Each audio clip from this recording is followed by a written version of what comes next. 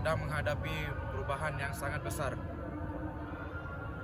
Sawah-sawah yang dulunya hijau sekarang berubah menjadi perumahan, bangunan maupun jalan. Dinamika ini yang akan kita amati sekarang. Apakah dampak dari perubahan tersebut? Mari kita kaji.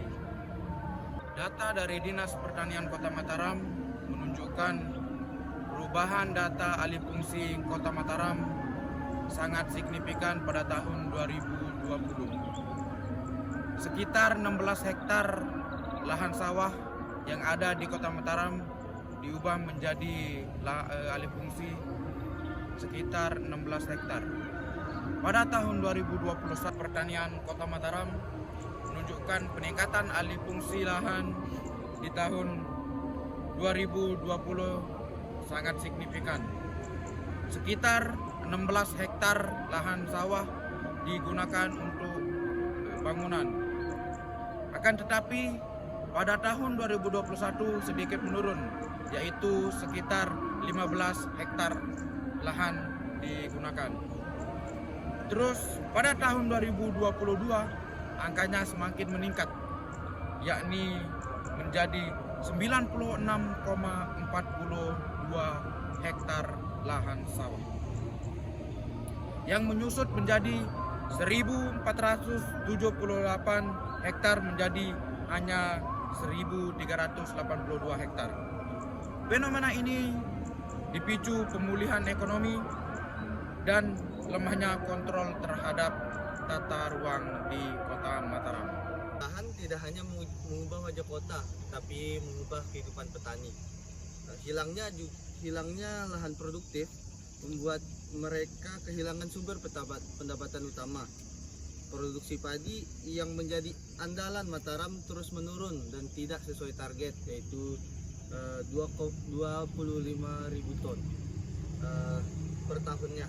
Pada tahun 2021 produksi hanya mencapai 24.500 ton, dan pada 2022 produksi hanya mencapai 24.663 ton. Irigasi yang di sini terganggu, biaya operasional meningkat, dan banyak petani akhirnya beralih profesi menjadi buruh informal. Kondisi ini berkontribusi pada peningkatan angka kemiskinan. Yang keempat adalah dorongan pemulihan ekonomi pasca pandemi. Yang kita tahu di sini pada saat COVID-19 terjadi penurunan produktivitas pada semua tempat, yang membuat pembangunan perumahan dan investasi properti kembali meningkat. Semua faktor ini saling berinteraksi dan mempercepat konversi sawah di Mataram menjadi pembangunan yang kita lihat sekarang.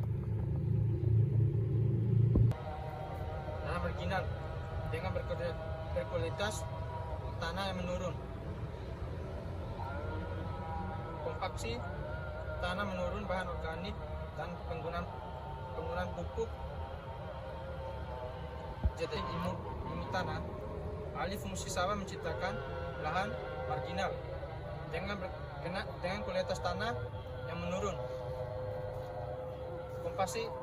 Kompaksi tanam, penurunan bahan organik dan penggunaan pola irigasi membuat produktivitas semakin merosot. Menekankan perlunya analisis mineralogi tanah seperti kaolinit dan imogolit untuk menentukan strategi rehabilitasi. Di lahan yang tersisa perlukan penggunaan varietas padi tanah, kekeringan atau pemupukan adaptif, serta penerapan teknologi GIS atau GIS untuk pemantauan real time. Untuk menjaga ketahanan pangan Mataram, solusi sosialistik sangat dibutuhkan. Pemerintah harus menegakkan RT/RW segera secara tegas dan melindungi LP2B dari pembangunan yang tidak terkendali. Petani perlu mendukung teknis melalui penyediaan bibit unggul, pupuk dan teknologi irigasi yang efisiensi. Pelatihan manajemen pertanian modern juga diperlukan agar petani memiliki daya tawar lebih baik dan tidak mudah tergoda menjual lahan. Selain itu, pengembangan agrowisata berbasis sawah dapat menjadi alternatif ekonomi berkelanjutan tanpa menghilangkan fungsi produksi.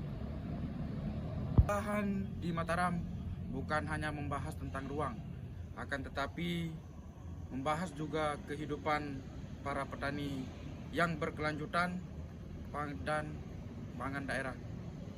Dengan kebijakan yang tepat dan dukungan seluruh pihak, pastikan masa depan pangan yang lebih aman bagi kota Mataram.